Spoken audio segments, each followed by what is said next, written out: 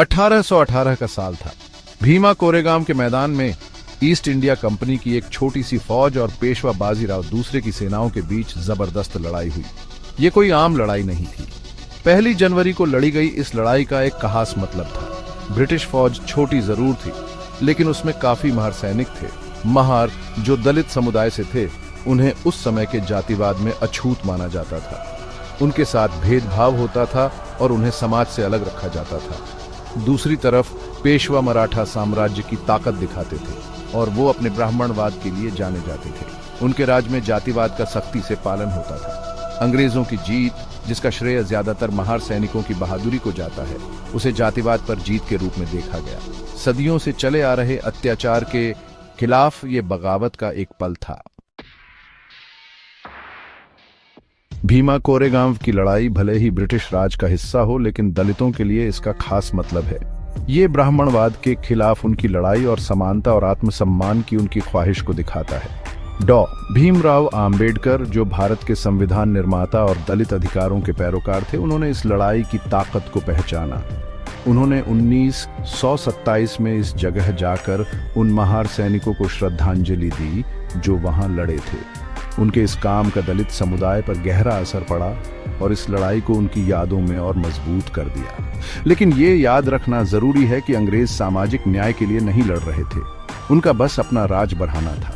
महार सैनिक भले ही उनकी जीत में अहम रहे हों, लेकिन वो ब्रिटिश राज की बड़ी चाल का एक मोहरा थे। इसीलिए ये लड़ाई एक पेचीदा घटना है। ये बहादुरी और बगावत की कहानी है, लेकिन साथ ही इसमें शोषण और अपने फायदे के लिए कमजोर लोगों का इस्तेमाल भी शामिल है। लड़ाई के 200 साल बाद इसकी विरासत आज भी लोगों को प्रेरित करती है और सोचने पर मजबूर करती है। साल 2018 में भीमा कोरेगांव की लड़ाई की 200वीं सालगिरह थी।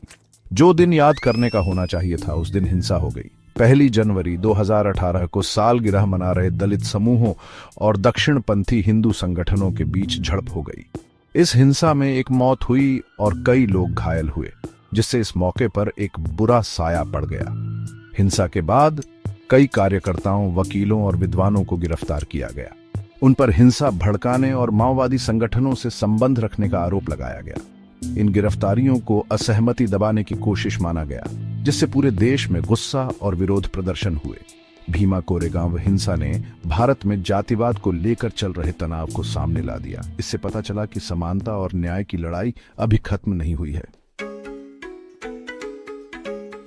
भीमा कोरेगांव की घटना और उसके बाद हुई गिरफ्तारियां सामाजिक न्याय के लिए लड़ने वालों के लिए एकजुटता का कारण बन गई है। आरोपी जो खुद को बेकसूर बताते हैं, उन्हें दुनिया भर के कार्यकर्ताओं, बुद्धिजीवियों और मानवाधिकार संगठनों का समर्थन मिला है। लेकिन मुकदमे में देरी और झूठे सबूतों के आरोप लगे हैं। ये मामला नागरिक अधिकारों पर बढ़ते हमलों और भारत में असहमति की जगह कम होने का प्रतीक बन गया है।